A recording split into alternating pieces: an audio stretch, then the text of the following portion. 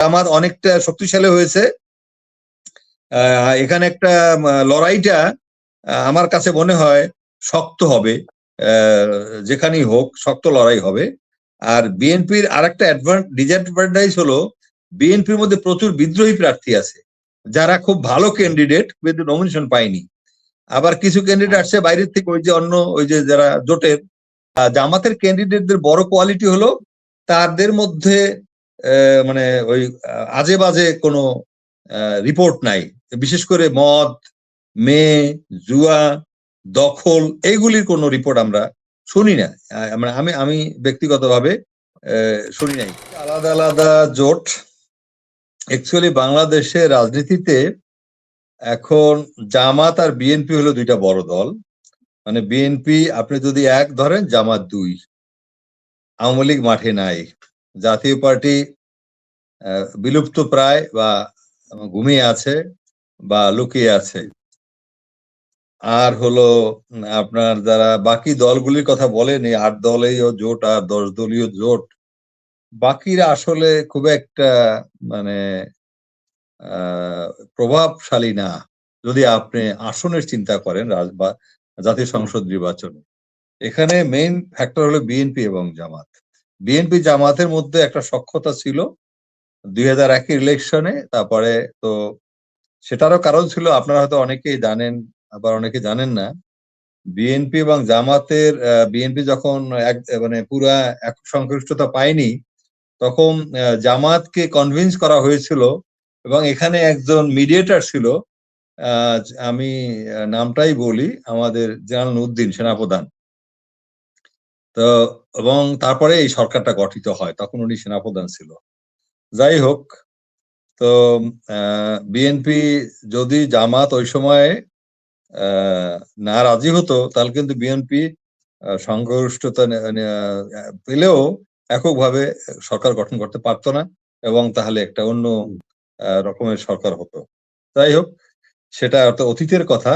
তবে নির্বাচনের আগে অ্যালায়েন্সটা করা বা জোট করা, এটা বাংলাদেশের রাজনীতিতে এবং ভারতেও এটা দেখছি একটা কালচার হয়ে গেছে। এটার কোনো দোষ দেখি না আমি। আর বলে না everything is fair in politics, এটা একটা মোটামুটি আপনি বলেন, এটা ডেমোক্রেসির চর্চা বলেন, যাই বলেন, এটা আছে। এটা আতাত হয়, জোট হয় বিভিন্ন মানে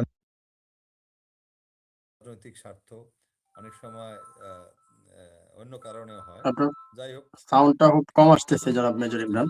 আপনার একটা কল আসছে, হয়তো এই জন্য সাউন্ডটা কমে গেছে। আমার একটা কল আসছে, তো আমি এখনই শোনা যায় ভাই? আপনি কলটা কেটে দেন, তাহলে লাইন ক্লিয়ার হয়ে যাবে। কলটা কেটে দেন, কলটা কেটে দিলে লাইনটা ক্লিয়ার হয়ে যাবে। ভাই আমি কলটা কেটে দিই, এখন শোনা যায়? জি, এখন শুনতে পাচ্ছি ক্লিয়ার।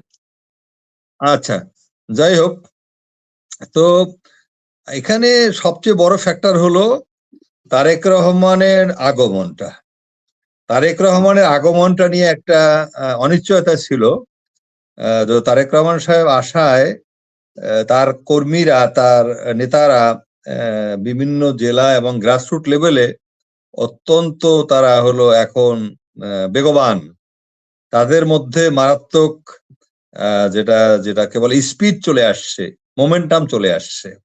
এটাই হলো একটা। তারেক রহমানের কিন্তু সাংগঠনিক দক্ষতা মারাত্মক, এটা আমরা আগেও দেখেছি। সে আগেও যখন দেশে ছিল 17 বছর আগে, তখন সে কিন্তু বিভিন্ন জেলায় জেলায় এই সম্মেলন করত এবং সংগঠনের এইখানে তার একটা বিশাল ভূমিকা আছে।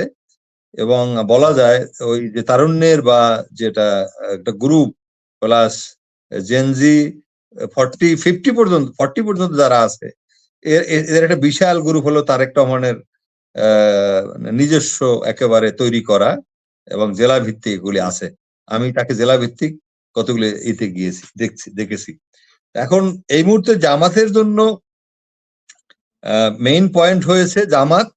ধরেন আমার যেটা হিসাব, ভালো ভালো ক্যান্ডিডেট জামাত দিয়েছে, কিন্তু জামাতে যারা বাইরে থেকে আসছে তাদের ব্যাপারে, তাদের যে চারিত্রিক ব্যাপার, কোয়ালিটি, মানে তাদের যে ন্যায়পরায়ণতা বা তাদের যে আর্থিক সংশ্লেষ বা অন্যান্য ব্যাপার, কিছু চারিত্রিক বৈশিষ্ট্য থাকে যেটা জামাতের নেতাদের মধ্যে আমি খোলামেলা যেটা দেখেছি, জামাতের মধ্যে নেতৃত্বে যারা আছে, যেমন ডক্টর শফিক সাহেব অত্যন্ত একজন ভালো মানুষ, ওনার ব্যাকগ্রাউন্ড হয়তো জাসদ, আরো ওনার 1, 2, 3 ওনারা 3জনই বোধহয় জাসদ থেকে আসছে, অরিজিনাল জাসদ ছিল।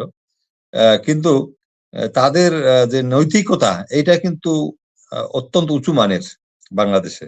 এখন হয়তো আমরা একটা কথা শুনি, বিরোধী দল বা যারা ইতে আছে তারা বলে যে 71 স্বাধীনতা বিরোধী, আর ওনারা তো আর স্বাধীনতা বিরোধী না, এদের মধ্যে মুক্তিযোদ্ধাও আছে। এখন আপনি জানেন রিসেন্টলি মেজর আখতারুজ্জামান জয়েন করেছে, তো কর্নেল হক আমাদের আওয়ার চেয়ারম্যান ঢাকা 2 আসনে নমিনেশন পেয়েছে। তারপরে কর্নেল আর একজন আছে বাতেন, উনি পেয়েছে ঢাকা 16 না কততে নমিনেশন। বাতেন সাহেব খুব ভালো মানুষ, উনিও বেসিক্যালি সিলেটি, আমাদের সেনাবাহিনীর লোক। His a very good man, very popular man. তো আমি জামাতের ক্যান্ডিডেটদের বড় কোয়ালিটি হলো তাদের মধ্যে মানে ওই আজে বাজে কোনো রিপোর্ট নাই, বিশেষ করে মদ, মেয়ে, জুয়া, দখল, এইগুলির কোনো রিপোর্ট আমরা শুনি না। আমি আমি ব্যক্তিগতভাবে শুনি নাই আর কি। এখন একটাই ধোয়া বলা উঠা হয়, সেটা হলো যে 71-এ তারা রাজাকার বা অমুক সমকাল। আরে ভাই, মুসলিম লীগও তো ছিল, মুসলিম লীগের তো 2টা না 3টা না 4টা সিট ছিল, তারা কি স্বাধীনতার বিরুদ্ধে ছিল না, পাকিস্তানের পক্ষে ছিল না, খালি জামাত ছিল? সুতরাং এখন এইগুলি হয় কি, মানুষ এই যে সোশ্যাল মিডিয়ার কারণে অনেক কিছু এখন ট্রান্সপারেন্ট হয়ে গেছে, ক্লিয়ার হয়ে গেছে, এইসব অংশ তো অনেকটা আসলে খাবে না। আর একটা অনেক জায়গায় আমি দেখলাম অনেক ক্যান্ডিডেট যারা আসছে এরা জামাতে ছিল না, বাট জামাতের সাথে আসছে। এখন এই যে 8 দলীয় জোট হয়েছে, তো আবার এলডিপির ধরেন কর্নেল অলি আহমদ, উনি ডক্টর কর্নেল অলি আহমদ কে? অলি আহমদ তো এখানে জিয়াউর রহমানের সবচেয়ে নিকট একজন অফিসার, তার বিশ্বস্ত একজন অফিসার। অলি আহমদের মতো মানুষ চলে আসছে জামাতের সাথে, তা এনসিপি চলে আসছে জামাতের সাথে। তারপরে আপনার রেদওয়ান সাহেবরে আবার বিএনপি নিয়ে গেছে, এটা অলি আহমদের মহাসচিব ছিল, একসময় উনি বিএনপি ছিল। তো এখন তো সিটের ভাগাভাগিতে মিলে নেই আসনের, যার জন্য অলি আহমদ হয়তো 5টা ছিল, বাট বোধহয় বিএনপি বলেছিল 2টা দিবে। এনসিপির সাথে এরকম কিছু। এখন এই যে বিহাইন্ড দ্য স্ক্রিন, পর্দার আড়ালে অনেক কিছু হচ্ছে, ওগুলো যে মিলতেছে না, যার জন্য জামাত ইজ গেটিং বেনিফিটেড আমি মনে করি, এবং জামাত অনেকটা শক্তিশালী হয়েছে। এখানে একটা লড়াইটা আমার কাছে মনে হয় শক্ত হবে, যেখানেই হোক শক্ত লড়াই হবে। আর বিএনপির আর একটা ডিসঅ্যাডভান্টেজ হলো বিএনপির মধ্যে প্রচুর বিদ্রোহী প্রার্থী আছে, যারা খুব ভালো ক্যান্ডিডেট কিন্তু নমিনেশন পায়নি। আবার কিছু ক্যান্ডিডেট আসছে বাইরের থেকে, ওই যে অন্য ওই যে যারা জোটের, তারা আসলে গ্রহণযোগ্যতা পায়নি। যেমন রাশেদ, আপনাদের হলো গণ অধিকার পরিষদের, সে বোধহয় মহাসচিব। তো এখন সে ঝিনাইদহ 4-এ তাকে নমিনেশন দিয়েছিল বিএনপির থেকে, কিন্তু ওখানে বিএনপির নেতারা এটা মানেনি, যারা 2জন ক্যান্ডিডেট দেখলাম এটা প্রতিবাদ জানিয়েছে এবং তারা কাপড় পরেছে। তো জামাতের মধ্যে এইগুলি নাই, এই ধরনের প্রতিবাদগুলি নাই। জামাতের যে ডিসিপ্লিন বা মানে যেটা তাদের নেতাকে মান্য করা, এইটা তাদের মধ্যে বেশি।